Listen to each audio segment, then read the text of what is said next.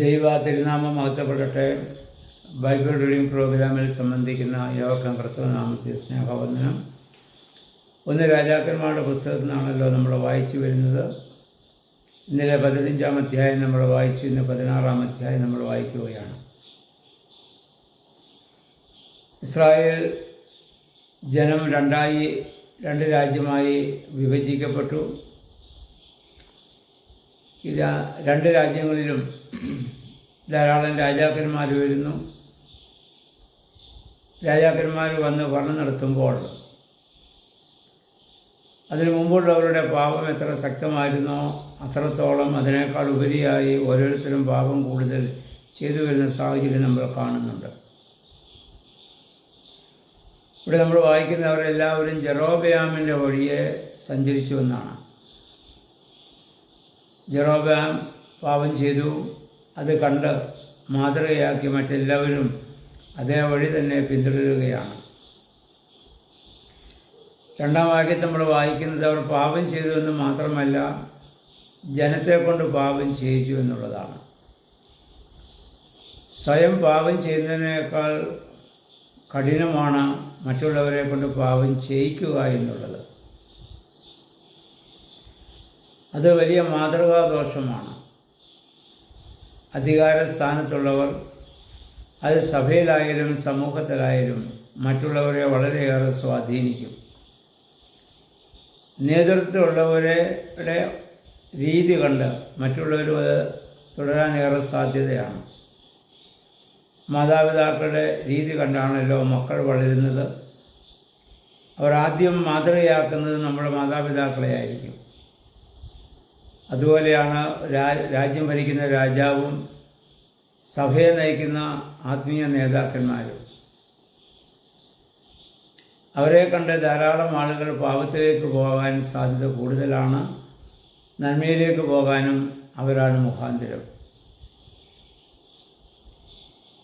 കർത്താവ് സ്ത്രീകന്മാരെ അയച്ചപ്പോൾ പറഞ്ഞു, എൻ്റെ പിതാവ് എന്നെ അയച്ചതുപോലെ ഞാൻ നിങ്ങളെ അയക്കുന്നു. ഞാൻ ജീവിച്ചതുപോലെ നിങ്ങൾ ജീവിക്കണം, ഞാൻ ചെയ്തതുപോലെ നിങ്ങൾ ചെയ്യണമെന്നാണ്. കർത്താവിൻ്റെ വഴി പുതിയ നിയമത്തിൽ നമുക്കറിയാം ക്രൂശിൻ്റെ വഴിയാണ്. ആ വഴി ആദ്യം ആളുകളാരും ഇഷ്ടപ്പെടുന്ന ഒരു വഴിയല്ലല്ലോ അത്. അതുകൊണ്ട് എല്ലാവർക്കും പാപത്തിൻ്റെ വഴിയാണ് ഇഷ്ടം. അതാണ് ശരീരപരമായി സുഖവും സന്തോഷവും അനുഭവിക്കാൻ നല്ലത്. അതാണ് ആത്മീയമായ വഴി എന്ന് പറയുന്നത്. കർത്താവിൻ്റെ വഴി എന്ന് പറയുന്നത് ക്രൂശിൻ്റെ വഴിയാണ്. ഇതാർക്കും സ്വീകരിക്കാൻ വലിയ താല്പര്യമില്ല. അത് വേദനയുടെ, നിന്ദയുടെ, പരിഹാസത്തിൻ്റെ ഒക്കെ വഴിയാണ്. ആദിമ സഭാപിതാക്കന്മാരൊക്കെ ആ വഴി തിരഞ്ഞെടുത്തു. എന്നാൽ ഇന്ന് ആധുനിക രീതിയിലുള്ളതായ വിശ്വാസികളും അതിന് നേതൃത്വം നൽകുന്നവരും ആ വഴി ഉപേക്ഷിച്ച് സുഖത്തിൻ്റെ, സന്തോഷത്തിൻ്റെ, ആ ജഡീകമായ എല്ലാ അഭിലാഷങ്ങളും പൂർത്തീകരിക്കുവാൻ വേണ്ടി പലപ്പോഴും അവർ വെമ്പൽ കൊള്ളുന്നു. അത് കണ്ടുവരുന്നതായ അവരുടെ പിൻഗാമികളും അങ്ങനെ തന്നെ അത് തുടരാനുള്ള സാധ്യത കൂടുതലാണ്. നമ്മുടെ രാജാവ് കർത്താവായ യേശു ക്രിസ്തുവാണ്. കർത്താവ് കാട്ടിയ വഴിയിലൂടെ മാത്രമേ നമുക്ക് സഞ്ചരിക്കുവാൻ അവകാശമുള്ളൂ.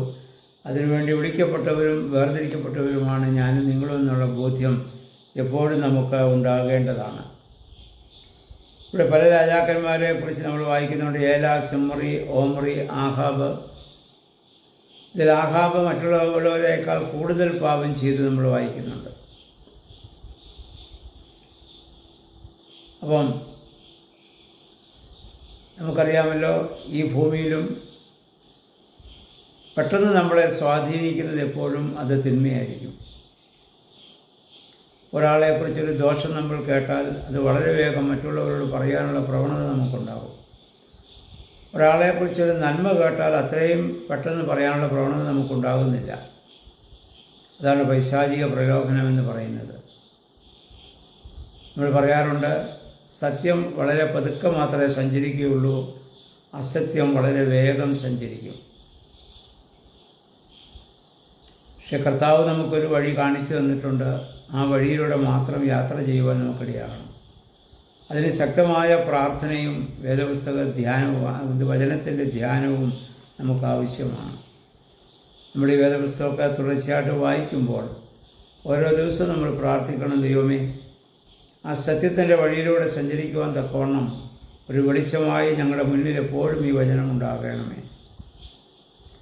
അതനുസരിച്ച് മാത്രം ജീവിക്കാൻ ഇടയാകണമേ എന്ന് നമുക്ക് പ്രാർത്ഥിക്കാം. നമ്മൾ ഈ വേദപുസ്തകമൊക്കെ വായിക്കുമ്പോൾ ഇങ്ങനെ നമ്മൾ ധാരാളം രാജാക്കന്മാരെ കുറിച്ച് നമ്മൾ കണ്ടു. അവരൊക്കെ തിന്മ ചെയ്തു, അവരുടെയൊക്കെ അന്ത്യവും നമ്മൾ കണ്ടുകൊണ്ടിരിക്കുകയാണ്. വളരെ ശോചനീയമായ രീതിയിൽ ഇവിടെ പറയുന്നു, അവർക്ക് നല്ല ശവസംസ്കാരം പോലും കിട്ടാത്ത രീതിയിൽ നായ്ക്കളും പക്ഷികളും അവരെ ഭക്ഷിക്കേണ്ടി വരുന്ന സാഹചര്യം. നമ്മുടെ പിതാക്കന്മാർ ഈ ഭൂമിയിൽ നമ്മൾ അനുഭവിച്ചതിൻ്റെ 10-1 സുഖം പോലും നമ്മുടെ പൂർവ്വികർ ഈ ഭൂമിയിൽ അനുഭവിച്ചിട്ടില്ല എന്ന് നമുക്കറിയാം. ദാരിദ്ര്യത്തിൻ്റെ, കഷ്ടതകളുടെ, പ്രയാസങ്ങളുടെയൊക്കെ അനുഭവത്തിലൂടെ അവർ ജീവിച്ചു. അതൊക്കെ അനുഭവിച്ച് അവർ നമ്മളെ വളർത്തിക്കൊണ്ടുവന്നു. നമ്മളൊക്കെ ജീവിച്ച കാലഘട്ടങ്ങളിലേക്ക് വന്നപ്പോൾ ഒരുപാട് സുഖലോലുപത ഇപ്പോൾ ഈ ഭൂമിയിലുണ്ട്. അപ്പോൾ അത് എത്രമാത്രം ആസ്വദിക്കുന്നവനെ നമ്മൾ മിടുക്കനെന്നും കഴിവുള്ളവനെന്നും നമ്മൾ വിളിക്കുകയാണ്. ഇത് വേണ്ടെന്ന് വെക്കുന്നവനെ മടയൻ എന്നാണ് ലോകം കാണുന്നത്. അത് ലോകത്തിൻ്റെ ദൃഷ്ടി എപ്പോഴും അങ്ങനെയായിരിക്കും. എന്നാൽ നമ്മളിതിനെയൊക്കെ അതിജീവിക്കുമ്പോഴാണ് നമ്മൾ ദൈവത്തിന് പ്രിയമുള്ള മക്കളായി തീരുന്നതിനുള്ള ബോധ്യത്തോടെ അപ്രകാരം ജീവിതം നയിക്കാൻ നമുക്കിടയാകണം. ദൈവമേ, ഞങ്ങളുടെ പ്രാർത്ഥനകളും ആരാധനകളും വേദപുസ്തക വായനകളൊക്കെ അതിന് ഞങ്ങളെ സഹായിക്കണമേ എന്ന് നമുക്ക് പ്രാർത്ഥിക്കാം.